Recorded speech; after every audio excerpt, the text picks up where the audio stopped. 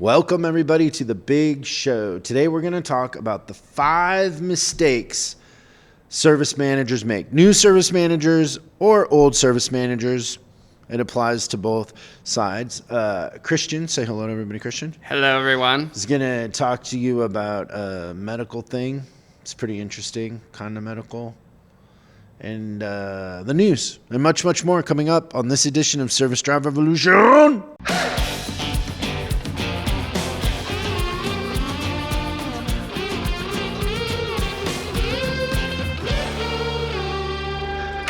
I wanna wish you a Merry Christmas.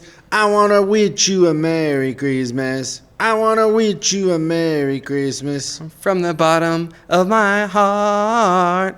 Feliz Navidad. Dun, dun, dun, dun, dun. This is going out on Christmas. Merry Christmas, I hope everyone. Santa got you what you wanted. How did your Santa antics go this year? Oof, it's rough. It's rough out there, Christian. I believe that. You had to, we had plans to do something crazy, and we didn't because you had to go shopping. Oh, it's the worst. So, do you get your blood work done? Not as often as I should. When's the last time you had your blood work done? 2015, maybe? Oh, you're getting old. You should see what's going on. It's like your motor oil in there. Yeah, I got to change the motor oil. You can tell a lot of stuff. One thing that happens to you as you get older and you have your blood work done is there's this thing called PSA. Have you ever heard of that? You've told me about it, but I have no idea what it is. So it's like it's an indicator of inflammation, but also like an indicator of prostate cancer. Oh, okay. That sounds pretty important. And so you can prevent a lot of things if you get ahead of it. You're kind of more like the I don't want to know, right? You'd rather not know? You know what? I should put that stuff on my radar. I want to fix it if it's wrong. Well, you haven't done a blood test since 1908 or whatever? Yeah, but it's not because of a denial situation. Subconsciously it is. Maybe. Well, you're denying it. You don't want to look at it. Yeah. You know it's there. Do you want to know the real truth behind it? Why I haven't done blood work in the last 5 years? Sure. Because I don't understand. Let's get to the truth. Yeah, I don't understand my insurance. I don't know who to call, and I don't have the energy or desire to figure it out. Obamacare isn't working for you? No, I have nice insurance. But it's confusing. I don't understand. Well, here's one thing. All the stuff that I do isn't covered under insurance. Yeah, so I may be just better off making calls. As a matter of fact, anything that I've done medicinal over the last 2 years, I've done it without going through insurance. Okay, so to bring this full circle, and I apologize everybody that's taken so long to get to this point, but so if you're talking about inflammation in your blood, there's kind of 2 things that I've been doing because my PSA levels were climbing a little bit. I had that body scan, so I know I don't have a mass or anything because I had that thing where they put you in the tube. The PSA I assume is markers for future issues, not current. But it started to climb, right? So there's this one kind of thing that I take that made it go down. And I'm not a doctor, so I'm not going to say what that thing is because it's cutting edge and questionable whether people should be diving into my weirdness. Yeah. But I took it and it went down. The numbers went down. You know what? Another thing that supposedly makes your PSA levels go down. Something you can do. Cardio? No, cold dunk. Oh. So the reason why I went to do the cold dunk was not because of Joe Rogan and all that, because frankly, the idea that I'm going to wake up and jump in a bucket of ice every morning is, I don't know what I'm proving by doing that, except for that you can do I'm it. Cold. Yeah. But what's funny is I went to try doing cold dunks right before my blood test. Yeah. And there's this place where you can, before I buy the cold dunk and do the whole thing, I thought, okay, I'll just go to a place that has a cold dunk. I went, told you about it. Yes. So the listeners would think, probably listening, that I was better at the cold dunk.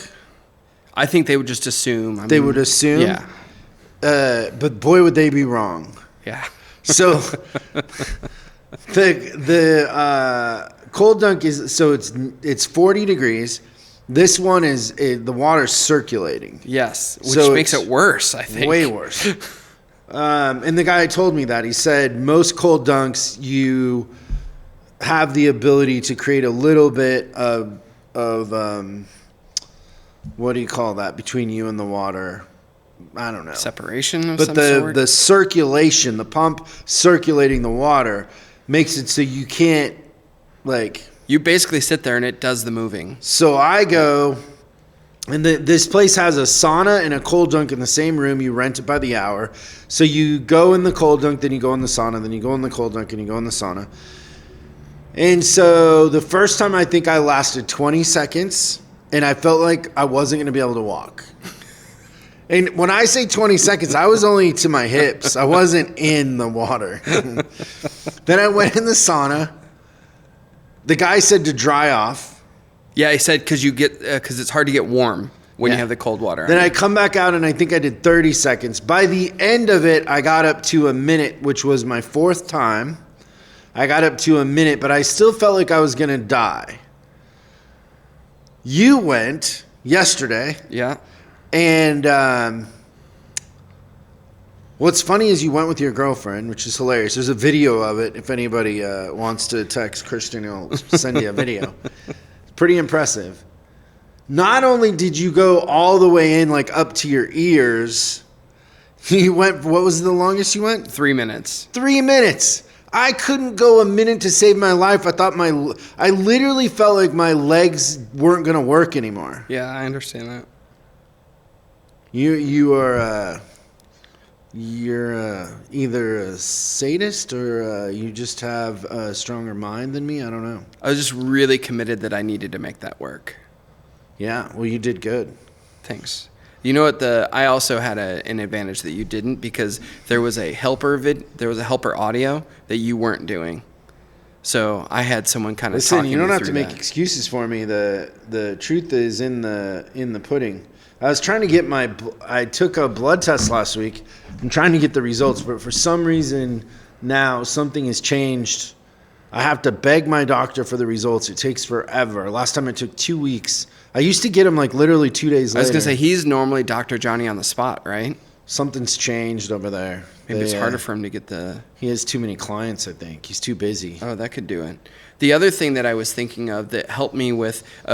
so the first dunk I did, I was borderline hyperventilating. Like it was, oh my God, this is so ridiculously cold. And then the thing that kind of gave me the calming thing is that there's no way they built this business with all these rooms if there was anything really dangerous about the cold dunk. So I thought that my chances of death were slim, but not zero. That's what goes through your mind? Yeah. You're going all the way to death? Yeah, like they wouldn't put me in there if it wasn't really something that was going to be good for me. That's what I thought of. You signed the waiver, right? Yeah. Yeah, they don't care. You signed a waiver. It's not good publicity for me to be dead. They stole Kosh's car and they wouldn't even write a police report. You're in California. People don't care if you die here. They don't care if somebody breaks into your house. We did hear. They don't care if you get in a car wreck. They don't. You know why crime is only up a little bit? Because they're not reporting it. Right. We did, ironically, we heard a gunshot as we went to park. I couldn't wait to tell you that part. I totally forgot. Yeah. And this is not that far from your house. Yeah, no. Yeah. Interesting. But I have the guy, this is no joke, I have the guy that does the training for the sheriff's department coming over to my house to teach me and Missy what to do if somebody, like, the whole layout. Like, has he helped you to reinforce the house too? First of all, he hasn't come yet. Okay, but when he does, is that part of it too? No, the house is pretty reinforced. Okay. I was just seeing There's there was cameras ways that- everywhere and there's alarms and all that, but The thing that I think is like if somebody's breaking in, usually when they're breaking in here, it's a gang of like 5 of them. It's not one. Right. And the first thing they want to do is get to your bedroom. And To so incapacitate you. you hear the alarm go off, right? But you got, what, 5 seconds to make a decision what you're going to do? You might and have you're 10 asleep? because they got to go upstairs to get to you. Yeah, but if they're moving fast and they know where it is. So the one guy was telling me that most of the time they've paid off your housekeeper or your landscaper or somebody, and they know. But it's happened to 2 houses on my street. Yeah, one was like 2 doors down. It was way too close for comfort. Yeah. And so I'm if it happens, it's not going to be a good day for those people. I don't want it to happen, but if it does, I'm not. If there were more bad days for those people, it wouldn't happen as often. Yeah, but you can talk. You can, it's too many things to get I'd into. much rather on you the not show. have to worry about it. It's a broken system. I propose we move the office to Wyoming, Really? Jackson Hole. Okay. I don't know what we do with this building, but It's pretty cool. Somebody'd like it. so what we've learned is you need to get your blood test, but that you have a stronger mental discipline than me. That I really want to have nothing to do with that cold water. I don't like it. So you're done. You won't do it again? No, I think I have to. Yeah. Well, that's why I want to get my blood test because I want to see. But people say that it makes it gets rid of inflammation, especially if you do it first thing in the morning. So I do have the ability to teach myself how to do it first thing in the morning. If it makes a difference in my PSA, I will do it. Yeah. I don't like it though. The other thing that I thought was pretty interesting is that depending on how much, like if you're going to do it daily, I could see you getting a thing. But I was talking to the guy last night. It's like some people just come every couple of weeks and do it just to get, but. The stuff that I've read, it doesn't do you any good every couple of weeks. You got to do it. So maybe he was a wrong. minimum of like, I think, I'm not Wayne Hoff, but Yeah. you got to do it more often. Okay. Same thing with the sauna. You got to do 20 minutes a week of 180 degrees or something. And Yo, that sauna was so hot too. the other thing about that is that jacks up your HGH, your human growth hormone, which helps you recover quicker. Which is going to help me with my bodybuilding thing. Yeah. Jeez. What if that's my New Year's resolution for 2024? I don't know. Your New Year's resolution last year didn't happen. So Yeah, I did the opposite. yeah. I So drank don't- less, not more. It's all a joke to you. Not this. This is a little more interesting. Okay. I sent you a news article. Couple of them.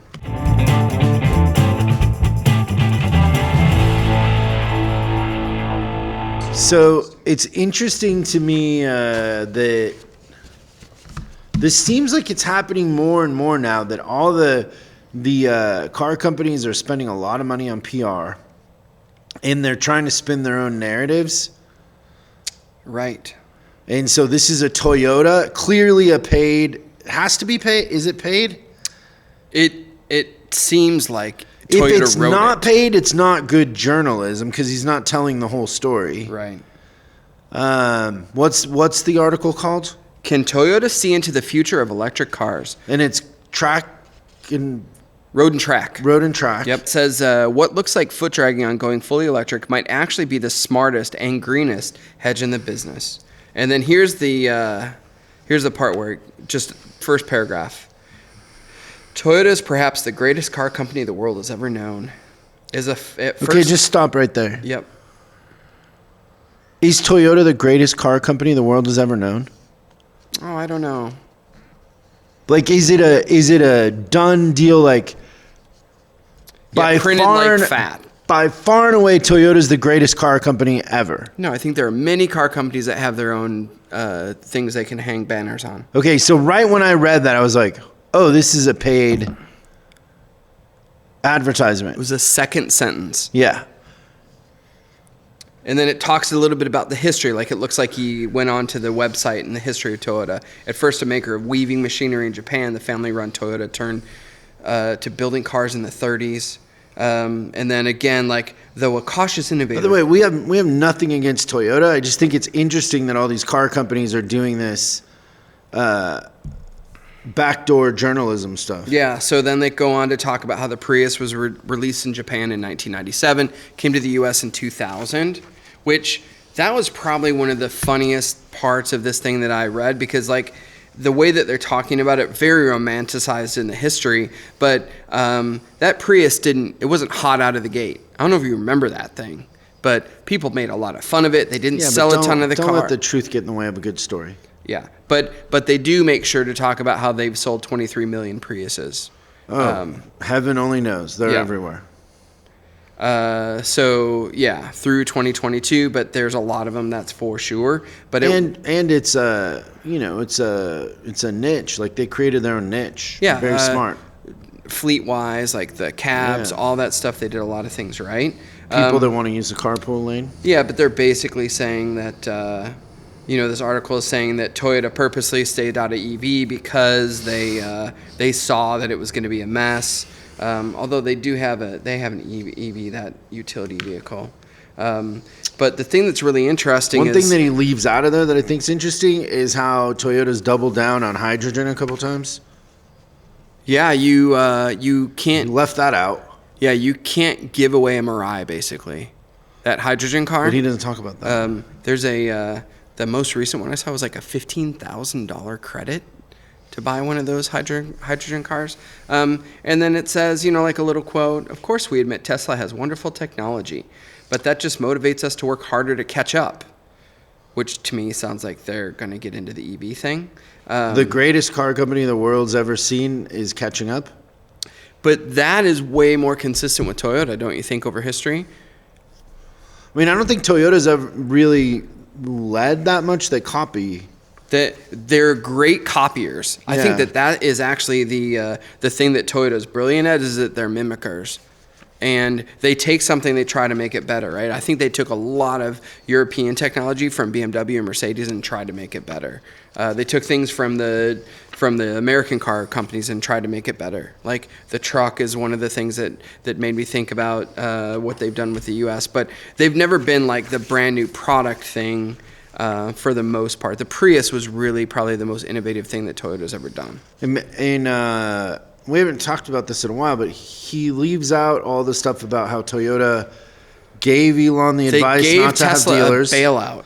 They gave him a bailout. They helped him, and the factory that they're in was half Toyota, half GM. That's right. And then they also he didn't say any of that. Weren't they one of the first manufacturers to buddy up with their charging system too, for the future? Maybe.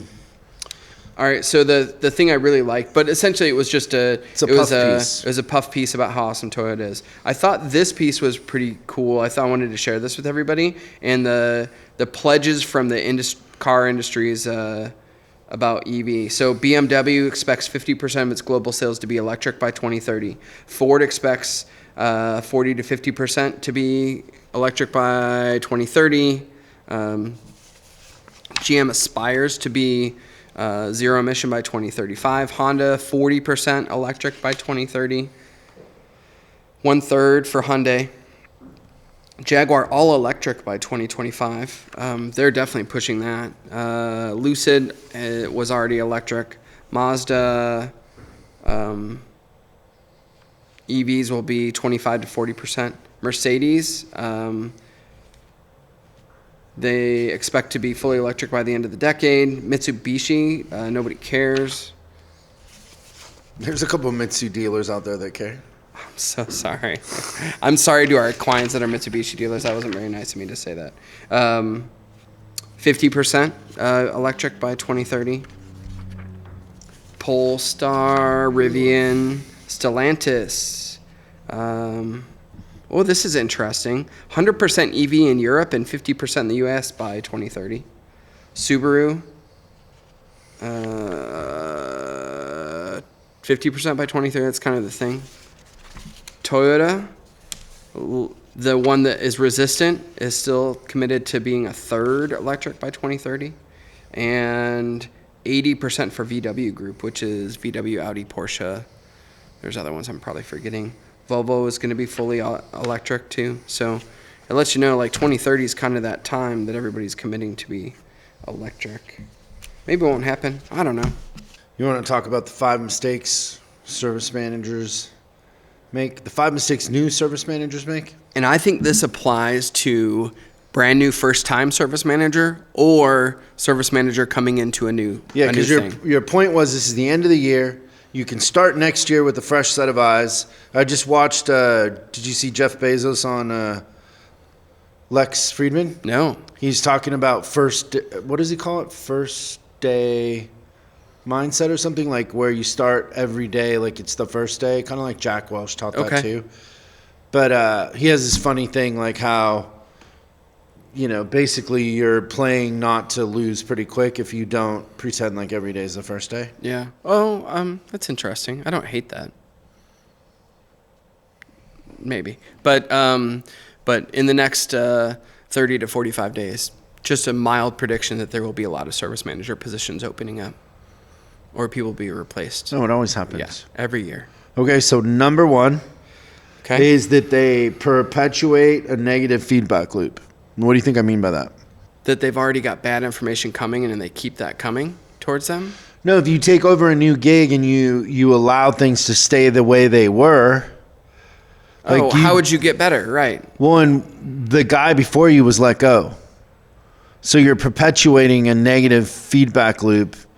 So either you're a manager there that isn't getting great results, so that's a negative feedback loop, or you're coming in as the new manager, which means unless that guy got promoted or gal got promoted to being the general manager, but for the most part, they're probably let go or they quit. Yeah, you're assuming a negative feedback loop, and if you're not changing it very quickly, it's going to be the same outcome. Yeah. Yeah, you have the timer is running from the day that you start. Okay, I like that. Number 2, this one is one you came up with, which was you're constantly putting out fires. You're playing defense, not offense. I can tell you that I did that once. I took a job at a Chrysler store, and the first 20 days was just handling angry customers. And it was really hard to make changes because I was just talking to angry customers the whole time. You know what my strategy is in that situation? No, I'd love to hear it. I kind of let the angry customers go for a minute. Put them on ice till you can figure out what it is that's causing the angry customers. That makes a lot of sense. It doesn't take you long to figure that out. No, it probably takes a quarter of a day. But you got to get in. You got to get in some texts. You got to get in some new people, and it's hard to do. Yeah. So. Well, if you're 9 hours a day handling angry customers and 1 hour a day building the system, of course that's going to happen. You got to kind of stop for a second and reset. Yeah. Number 3, you start making excuses. You externalize the blame to, the guy before me, the market, this place is crazy, these people are crazy, these customers are crazy. It's everything but what you can control. Right. You externalize responsibility very, very quick. It is really interesting to me how often, even not just 30 days in or 60 days in, like I've had times where I've talked to clients and they were blaming stuff on people that worked there a year or 2 years or 5 years ago. Yeah, you know what else is crazy is when people go, how do I get my advisors to do a walk around they're talking about their people like they're not their people. Yeah, the other manager didn't make them do walk arounds. Now I can never make them do a walk around. It's still the other manager's fault. So they externalize the responsibility. Oh, that's great. Number 4 is you called this death by 1,000 paper cuts. I kind of call it reinvention. Like you got to reinvent yourself. And especially when you start a new job or you come into a new year, all of those are opportunities that it just makes sense that you would reinvent yourself. You have new goals for 2024. You got a new job in 2024, whatever it is, you're reinventing yourself. You have a new chance. Like I remember, this is going to be an abstract example, but I think it'll make sense. I remember one year I went to 4 schools. It was 8th grade. I went to 4 schools in 1 year. Oh, that's terrible. How good do you think I got at being the new kid by the 4th one? And You by the probably way, I walked went in to like you owned the school. I went to a by the 5th 4th one the next year. So the coming out of summer, I started a 5th one. So I went to 5 schools in basically a school year. Yeah. And you probably were class president by the 5th one. You get pretty good at it. Yeah. That's a good skill, actually. Well, it's awkward. But you get a chance to reinvent yourself every time, right? Like the first time I went in there, I was in Washington State, and I had just come from Mexico. And so the clothes I wore, like what I said, everything, you know, as a missionary's kid. Right. But by the second one, I realized that wasn't working, right? And then What was Persona 2? What'd you try after the missionary kid thing? what was interesting, thinking back about that, is I had 2 things going for me. Do you want to guess what those 2 things were? Soccer player would be my first thought. Okay, sports. And then music. Yeah. 2 for 2? So depending on where I was in the crowd, I could lean into one more than the other. Yeah, but you are good enough to recognize which crowd's in front of you. And also I was unique in the sense that I did both for the most part, and both, like the rockers in like that edgier crowd liked me, and the jocks liked me. I fit into both, which was, I don't know that anybody else could do. Like I had long hair. And the jocks still liked you? Yeah. That's pretty cool. But I played sports. Yeah, Yeah. that's great. I love it. So yeah, I leaned into one or the other. That was my saving grace. Yeah. Not telling my story about coming from Mexico. Nobody cared. It made me fit in less. How do you think we'd do at a game? Like if you and I went on the Newlywed Game, how do you think we'd do? Newlywed Game? Yeah. Oh, there would just be a point where I would, you're not super transparent about a lot of stuff. Oh, really? So I'd be better at knowing you than you would be me? At a point, probably. Oh, I think Because I don't hide a lot. I think we'd hold up all right against newlyweds. You think so? I do. We should try that next year. Okay. So number 4 is reinvention. Like completely reinvent yourself. I would completely reinvent myself when I went in. How I dressed, what was important, what classes, like all of it, right? Yeah, so don't adopt the dealership polo on day 1.